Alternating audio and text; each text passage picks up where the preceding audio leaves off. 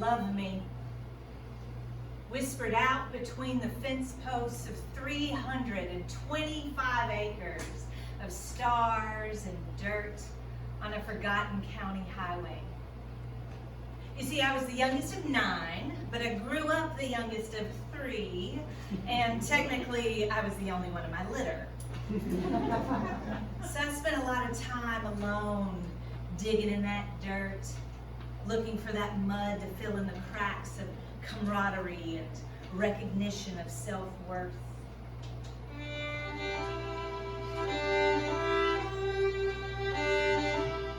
I was bred for farm labor, and I sprouted tall in that rich soil, planted by a family of doers. Now, not doers for the sake of forgetting the present, but for building towards the future. Creators, boundary pushers, dreamers with one foot on the ground. My dad grew up in sharecropping poverty in Smith County, Tennessee, and he built his way to a master's in education on the GI Bill and 1 head of cattle at a time. My grandmother forged her life out of the Great Depression, and she repurposed every scrap of fabric she owned until it disappeared into a threadbare fabric poof.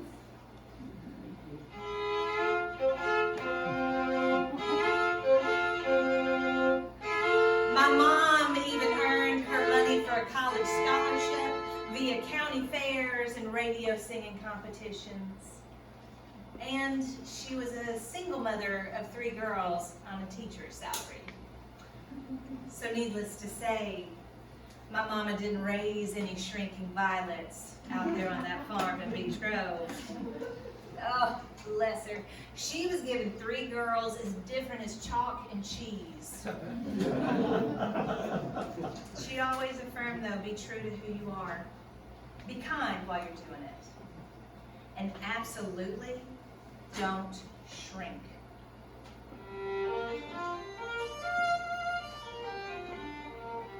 But it's hard not to wither when you're an adolescent, just scrounging in that dirt, just searching for your worthiness.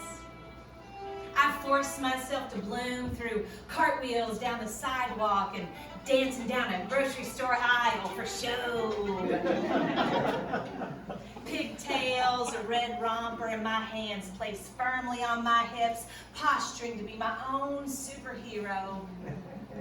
Tethering my Wonder Woman lasso of truth around my sisters and keeping just enough slack in the line to ensure it didn't snap.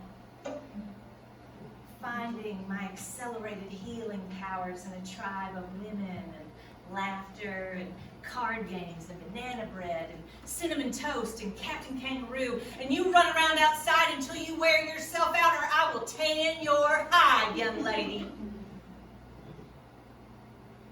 But today there are no more hides left to tan or things left to hide.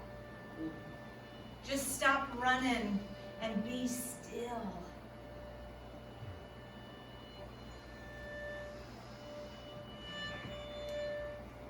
A girl can be anything she wants to be. You be strong or be soft. Be worthy. Don't shrink.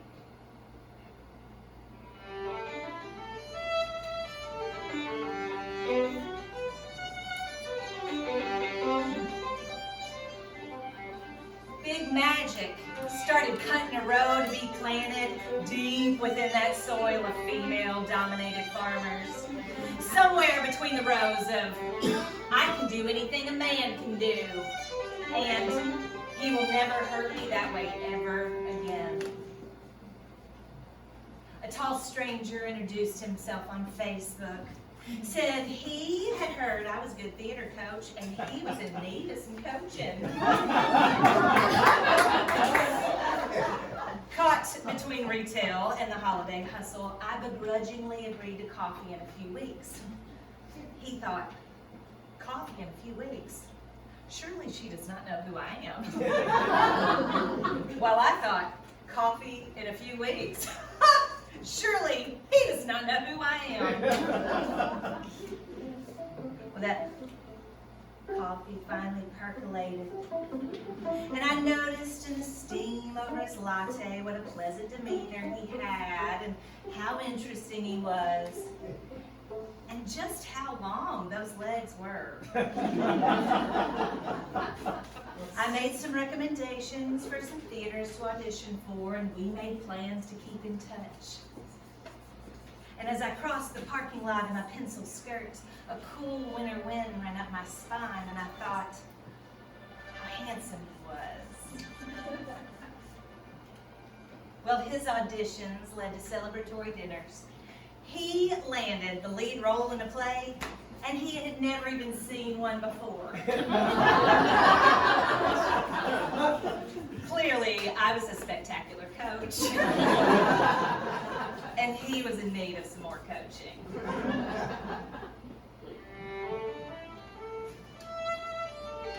More coaching led to more conversations.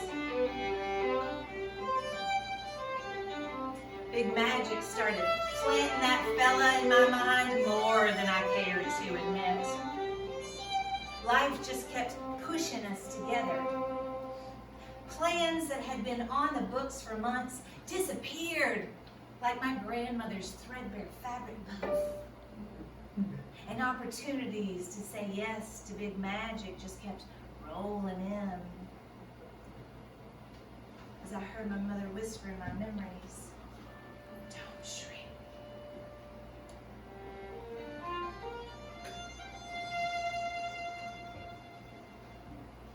A beach trip with my girlfriends on the books for months fell through. And that tall fella whisked me away to Pensacola Beach and the Paradise Motel. That motel was far from paradise. But that golden moon seemed to be painted on the water just for us. And I did a cartwheel in the sand for fun rather than show. A trip to Africa fell through. And Big Magic whispered in that tall fella's ear, "We'll take her with you, you're going to Kenya." And somewhere between the patience required for foreign travel and lost luggage, and being a lost girl who never got lost, I began to think that the universe was conspiring for us. We sang out all the same old country standards by heart. Our broken pieces began to meld together during those downbeats and those dances in the kitchen. So now, I'm standing before you in the uncloaked nakedness of knowing I have always been worthy of my love. No longer shift and to squeeze into those pantyhose of what I don't want versus what I think I want. Or, God forbid, what somebody else told me I wanted.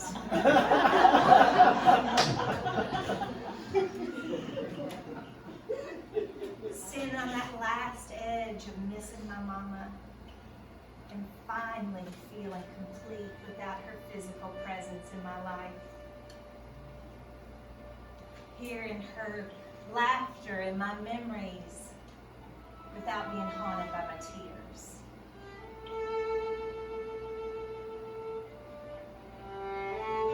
Picking out all that mud and those cracks that were filling camaraderie and recognition of self-worth.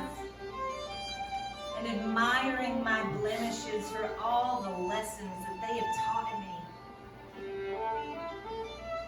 Digging my feet in at all the appropriate moments and finding my voice in the shadow of my fear so that I can bloom into something better.